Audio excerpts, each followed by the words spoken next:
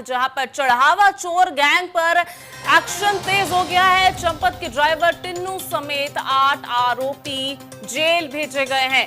SIT ने 45 दिनों के 70 सीसीटीवी की जांच की है और सीसीटीवी फुटेज में पैसे चोरी करते पाए गए हैं ये आरोपी। ऑडिट में लगातार गड़बड़ियां मिली। 2022 से 2025 में ऑडिट में गड़बड़ियां मिली और जांच में निगरानी व्यवस्था में भी कमी देखी गई है। 27 अप्रैल से 5 मई तक ये सीसीटीवी जो है वो खंगाले गए और आपको बता दें 7 आरोपियों जो है इसमें से 79 लाख से ज्यादा रुपए बरामद हुए हैं। तो आपको बता दें एसआईटी ने 45 दिनों के 70 सीसीटीवी फुटेज खंगाले हैं। सीसीटीवी फुटेज में पैसे चोरी करते गए पाए गए आरोपी। ये जो महा घोटाला चल रहा है राम मंदिर को लेकर बड़ी खबर सामने आ रही है और यहाँ पर इस घोटाले में इतने सीसीटीवी फुटेज खंगाले गए और इस सीसीटीवी फुटेज में पाया गया कि कई पैसे यहाँ पर चोरी हुए हैं। सीसीटीवी फुटेज में देखा गया कि कई लोग इसमें शामिल थे और कई लोग इस चढ़ावा चोरी को जिस तरह से अंजाम दे रहे थे।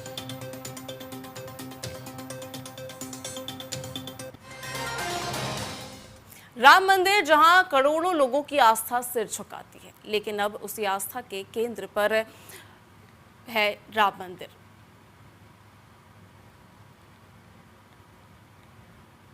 तो अब बात है कि चढ़ावे को लेकर उठे विवाद ने अब ऐसा मोड़ ले लिया है कि जांच, गिरफ्तारियां और सियासी घमासान के बीच ट्रस्ट के 2 सबसे बड़े चेहरों को इस्तीफा देना पड़ गया।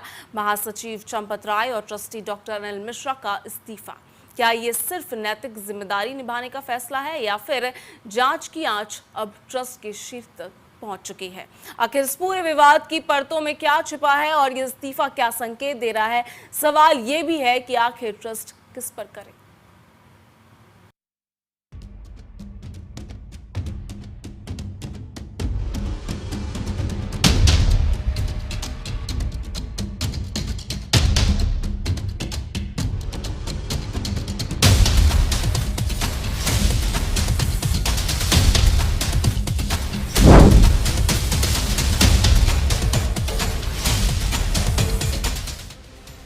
राम मंदिर में आने वाला हर श्रद्धालु अपनी श्रद्धा के साथ चढ़ावा भी चढ़ाता है। यही वजह है कि जब चढ़ावे की रखरखाव और हिसाब किताब पर सवाल उठते हैं तो मामला सिर्फ पैसों का नहीं रह जाता, बल्कि करोड़ों लोगों की आस्था से भी जुड़ जाता है। इसी बीच बड़ा घटनाक्रम सामने आया है। श्री राम जन्मभूमि तीर्थ क्षेत्र ट्रस्ट के महासचिव चंपत राय और ट्रस्टी डॉक्टर अनिल मिश्रा ने अपने पद से इस्तीफा दे दिया है। बताया गया है कि दोनों ने विश्व हिंदू परिषद के निर्देश पर और नैतिक जिम्मेदारी लेते हुए अपना इस्तीफा सौंपा है। ये इस्तीफे ऐसे समय आए हैं जब चढ़ावा अनियमितता मामले की जांच तेज हो चुकी है। एसआईटी की शुरुआती रिपोर्ट के आधार पर पहले ही एफआईआर दर्ज की जा चुकी है और कई लोगों की गिरफ्तारी भी हो चुकी है। हालांकि इस एफआईआर में चंपत राय और अनिल मिश्रा के नाम शामिल नहीं है। इसके बावजूद दोनों का पद छोड़ना इस पूरे मामले को और ज्यादा अहम बना देता है। अब सवाल ये है कि अगर दोनों के नाम एफआईआर में नहीं है तो फिर इस्तीफा क्यों? इसका एक जवाब नैतिक जिम्मेदारी भी माना जा रहा है। अक्सर किसी संस्था पर सवाल उठने के बाद बड़े पदों पर बैठे लोग जांच को निष्पक्ष बनाने और संस्था की साख बनाए रखने के लिए पद छोड़ देते हैं, लेकिन दूसरी तरफ विपक्ष इसे अपने तरीके से देख रहा है। समाजवादी पार्टी का कहना है कि जिन लोगों पर चढ़ावे की व्यवस्था की जिम्मेदारी थी उन्हें पहले ही पद छोड़ देना चाहिए था।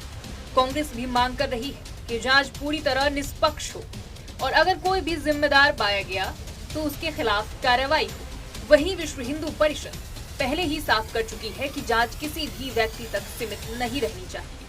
चंपत राय या अनिल मिश्रा के इस्तीफे से इस समस्या का कोई हल नहीं होने वाला। अगर सैकड़ों हजारों करोड़ की लूट हुई है, इतनी बड़ी आस्था की लूट, इतने बड़े पैसे की लूट हुई, तो खाली चंपत राय के पास हो गया पैसा? तो इसका मतलब कि ये बहुत बड़ा मसला है, चंपत राय से ऊपर का मसला है। चंपत राय का इस्तीफा करके बातचीत को, इसको पूरे मुद्दे को ढक देने से काम नहीं चलेगा।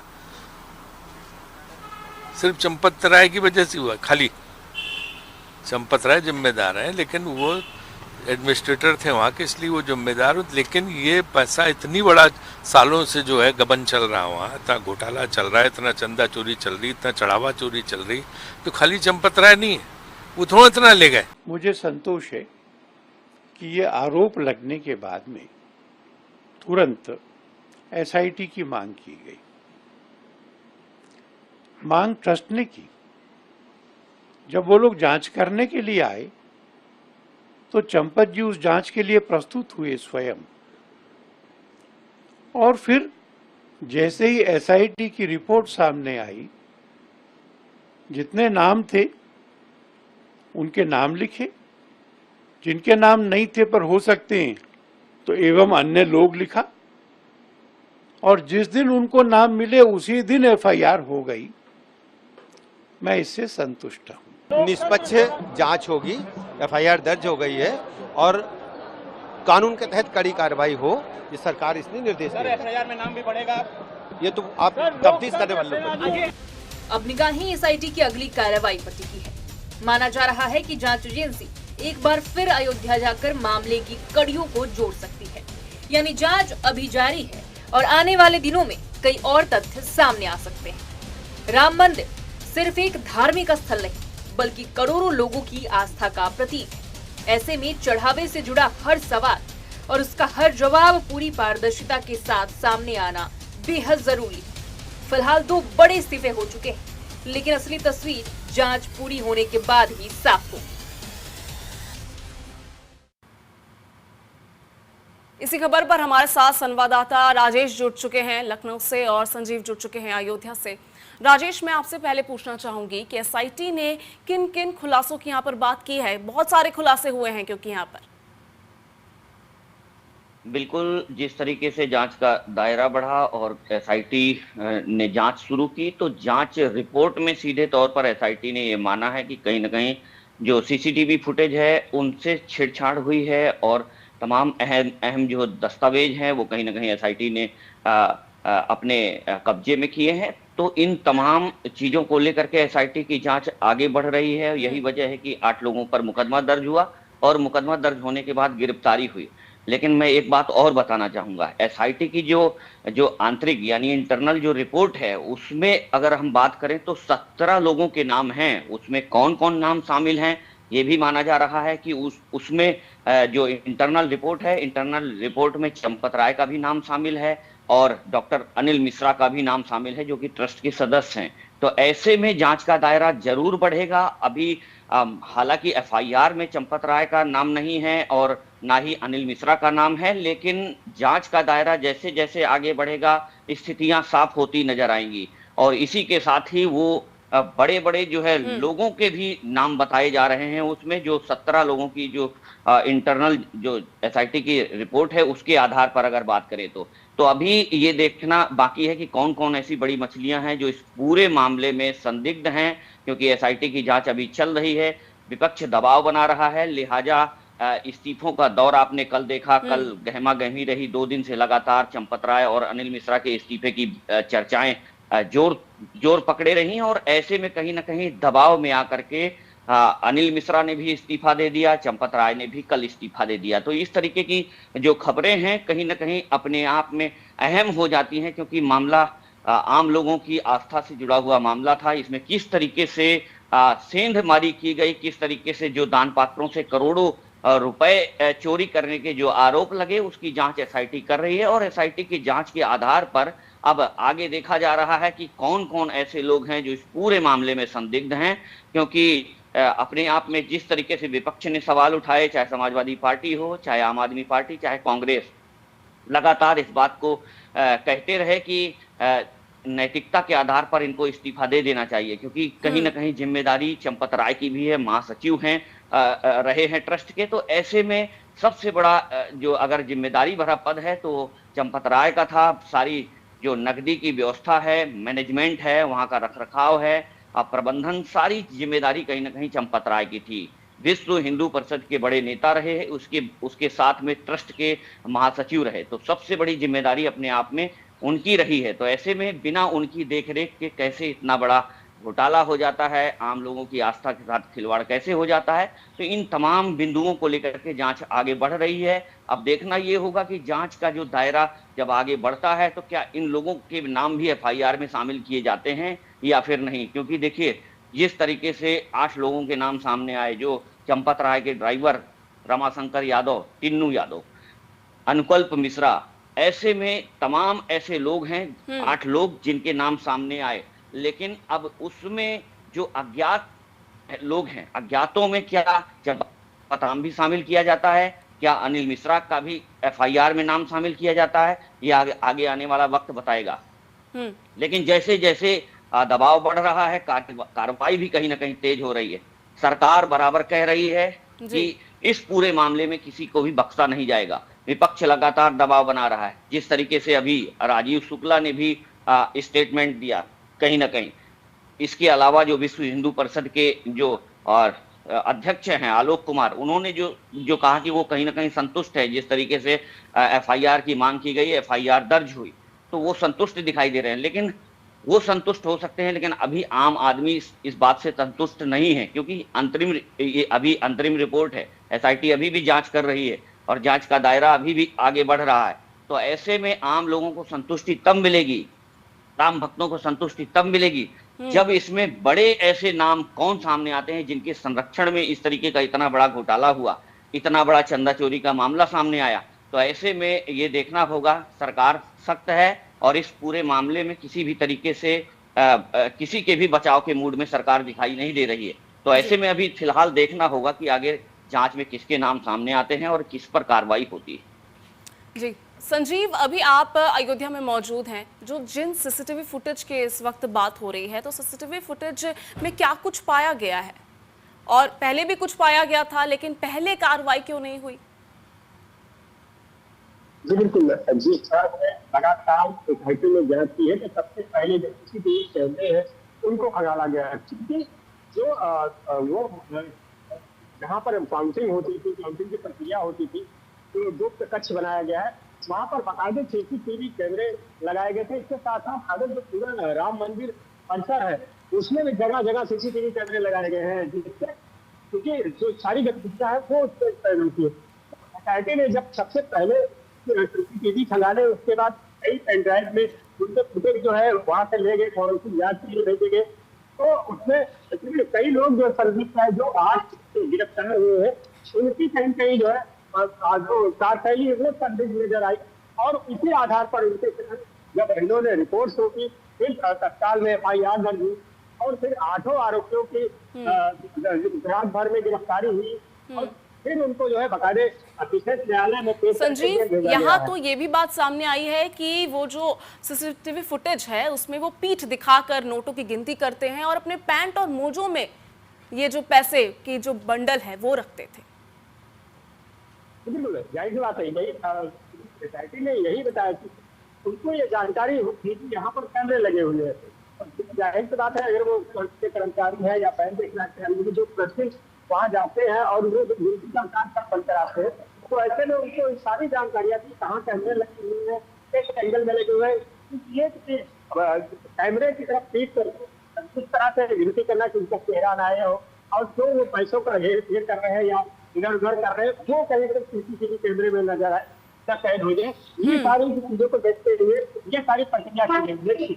जब एसआईटी ने जांच की तो वो सारे तथ्य सामने आए। उन्हीं तथ्यों के आधार पर 8 लोगों को जो मुख्य आरोपी है उनको नामजद किया गया और एफआईआर दर्ज किया गया। हालांकि अभी सोमवार को फिर जो है पुलिस जो है कस्टडी में लगी, जो 8 लोग गिरफ्तार कर जेल भेजे गए हैं, उनसे फिर दोबारा पूछताछ होगी। उसके बाद फिर और कौन कौन लोग शामिल है, चाहे वो बड़े पदाधिकारी हो या फिर और कर्मचारी हो, सेवादार हो, उनमें जो भी दोषी पाए जाएंगे उनकी कार्रवाई की जाएगी, साथ साथ उनके नाम भी आगे एफआईआर में बढ़ाए जा सकते हैं। जी वापस आएंगे हम आपके पास इस मामले को लेकर। इस वक्त अब आपको बता दें कि कल सीएम योगी ने चंदा चोरों और इस पर हो रही सियासत पर क्या कुछ कहा है, आपको सुनाते हैं।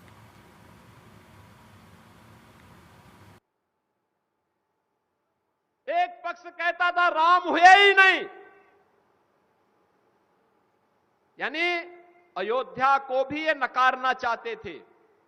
लगातार न्यायालय में मुकदमा लड़ते रहे, वकीलों की फौज खड़ी करते रहे राम जन्मभूमि आंदोलन के खिलाफ, राम मंदिर निर्माण के खिलाफ। और दूसरा पक्ष वह है जो जय श्री राम पर लाठी और गोली चलाते थे। यानी भगवान राम का नाम लेने पर जो लोग गोली चलाते थे, आज वे कहते हैं कि आस्था के साथ खिलवाड़ हुआ। अरे आस्था तुम बताओगे हमें आस्था? रामनवमी पे दंगा करवाते थे, श्री कृष्ण जन्मोत्सव को बैन करते थे, कावड़ यात्रा को नहीं निकलने देते थे, दुर्गा पूजा में दंगा करवाते थे। लार का दंगा तो सबको याद है ही। बहन और भाइयों, ये लोग कहते हैं आस्था के साथ खिलवाड़ हुआ। इनके काले कारनामों का चिट्ठा जब खुलता है, याद करिए कांग्रेस ने देश को लूटा ही नहीं था, नोचा था। बेईमानी और भ्रष्टाचार के कीर्तिमान स्थापित किए थे। बेईमानी और भ्रष्टाचार के जो कीर्तिमान स्थापित किए थे, वे आज अयोध्या पे आक्षेप लगा रहे हैं। बहन और भाइयों, ये स्वीकार्य नहीं। सरकार की जो मंशा है, सरकार ने पहले दिन कहा कि दूध का दूध और पानी का पानी सबके सामने आएगा, लेकिन मैं फिर से अपील करूंगा, राम भक्तों की अग्नि परीक्षा मत लो। राम भक्तों के साथ, उनकी आस्था के साथ खिलवाड़ करना बंद करो। अगर तथ्य नहीं है, पुष्ट प्रमाण नहीं है, तो आरोप प्रत्यारोप बंद करो, और प्रमाण है तो एसआईटी को सबूत सहित प्रमाण प्रस्तुत करो। एसआईटी की सिफारिश के अनुरूप सरकार कार्रवाई को आगे बढ़ा रही है, और जब वरिष्ठ अधिकारियों की टीम कार्य कर रही है तो उसमें फिर राजनीतिक बयानबाजी बंद करें। देखिए, अयोध्या में चंदा चोरी को लेकर अब सियासत जो है गरमा चुकी है। सीएम योगी ने कहा है कि जो लोग भी इसमें शामिल हैं उन्हें बख्शा नहीं जाएगा, और वो कितने भी ताकतवर क्यों ना हो, अब उन्हें अब बख्शा नहीं जाएगा, और वो जरूर अब पुलिस के शिकंजे में होंगे। तो देखिए, अब जिस तरह से सीएम योगी ने निर्देश दिए हैं, उन्होंने कहा था कि एसआईटी की आप जांच होने तक आप थोड़ा सा जो है पेशेंस रखें, उसके बाद आप देखना होगा कि क्या क्या नाम सामने आते हैं, क्या क्या खुलासे होते हैं। लेकिन विपक्ष भी लगातार इस पर हमलावर है। यहाँ पर केजरीवाल का बयान सामने आया है, कई लोगों का यहाँ पर बयान सामने आ रहा है एक के बाद एक, और जिस तरह से अब ये राम भक्त का जो ये मुद्दा है अब पूरे देश में चल रहा है। हम फिर से जुड़ेंगे राजेश के साथ। राजेश, और क्या अब इस वक्त एक बड़ी अपडेट सामने आ रही है? देखिए, अभी की फिलहाल अपडेट यही है कि जांच लगातार चल रही है, और माना जा रहा है कि एसआईटी एक बार फिर से अयोध्या जा सकती है, तमाम और साक्ष्य जुटाने की कोशिश कहीं ना कहीं करेगी। क्योंकि जिस तरीके से एसआईटी को सबूत मिले हैं, जो सीसीटीवी है उसको कहीं ना कहीं सीसीटीवी को ढकते हुए भी देखा गया है। तो ऐसे में जिस तरीके से 45 दिनों में 70 सीसीटीवी फुटेज की जांच एसआईटी के द्वारा की गई है, ऐसे में अभी ये जांच जारी रहेगी। उन तमाम जो आरोपी हैं, जिनको हिरासत में लेकर के उनको जेल भेजा गया है, अब उनसे भी कहीं ना कहीं पूछताछ जरूर की गई होगी। उनके द्वारा क्या निकलकर सामने आता है, कौन से ऐसे नाम सामने आते हैं किनके संरक्षण में उन्होंने इस तरीके की चोरी को अंजाम दिया, जिस तरीके के आरोप लगाए गए, ये सब तमाम चीजें सामने आने के बाद जांच का दायरा बढ़ेगा और लोगों के नाम सामने आएंगे। और दबाव जिस तरीके से लगातार विपक्ष का बढ़ रहा था, ऐसे में इस्तीफों का दौर देखा गया। दोनों ने इस्तीफा दे दिया, चंपत राय का भी इस्तीफा हो गया, अनिल मिश्रा का भी इस्तीफा हो गया। तो ऐसे में अभी ये देखना होगा कि अभी ऐसे कौन लोग। गोपाल राय को लेकर इस वक्त क्या अपडेट है, क्या वो भी इस्तीफा दे सकते हैं? देखिए, माना तो यही जा रहा है, सूत्रों के हवाले से खबर यही है। कल गहमा गहमी अयोध्या में देखी गई। जो गोपाल राय है वो किसी से मिले नहीं, तमाम मीडिया कर्मी उनसे मिलने की कोशिश करते रहे, लेकिन वो किसी के सामने नहीं आए। ऐसे में ये भी माना जा रहा है कि क्या उनकी क्या भूमिका है, वो आखिरकार मीडिया के सामने क्यों नहीं आ रहे हैं, अपना पक्ष क्यों नहीं रख रहे हैं। इन तमाम चीजों को लेकर के कहीं ना कहीं सवाल जरूर खड़े हो रहे हैं और उनकी भूमिका क्या है ये जांच के बाद पता चलेगा। लेकिन इतना जरूर कहा जा रहा है कि जिस तरीके से जांच आगे बढ़ रही है, जांच में ऐसे लोगों को अपना पक्ष रखना चाहिए, सामने आकर के अपनी बात रखनी चाहिए कि आखिरकार इस पूरे मामले का जिम्मेदार कौन था। क्या केवल वही कर्मचारी ही, अदने से कर्मचारी ही सिर्फ जिम्मेदार थे, या फिर कोई ऐसे नाम भी शामिल हैं जिनके संरक्षण में इस पूरे चंदा चोरी वाले मामले में जो है कहीं ना कहीं जो आरोप लगाए गए वो इन्वॉल्व हैं क्या। तो ऐसे तमाम नामों को उजागर अभी होना बाकी है और मुझे लगता है कि एसआईटी की जांच जैसे जैसे आगे बढ़ेगी तमाम चीजें निकल कर सामने आएंगी। एफआईआर में भी अभी नाम बढ़ाए जा सकते हैं, ये भी माना जा रहा है, क्योंकि सरकार सख्त है। मुख्यमंत्री योगी आदित्यनाथ के बयान आप सुनकर के सीधे अंदाजा लगा सकते हैं कि सरकार किसी को भी बख्शने के मूड में नहीं दिखाई दे रही है। मुख्यमंत्री का ये बयान कि दूध का दूध पानी का पानी हो जाएगा। एक बात और मुख्यमंत्री ने कही कि जिस तरीके से जो लोग राम भक्तों पर गोलियां चलाते थे वो आज आरोप लगा रहे हैं, जो लोग भगवान श्री राम के अस्तित्व पर सवाल उठाते थे वो कहीं ना कहीं। बिल्कुल राजेश, तमाम जानकारी के लिए आपका बहुत बहुत धन्यवाद। संजीव, हमारे साथ जुड़ने के लिए बहुत बहुत धन्यवाद आपका। देखना होगा कि अब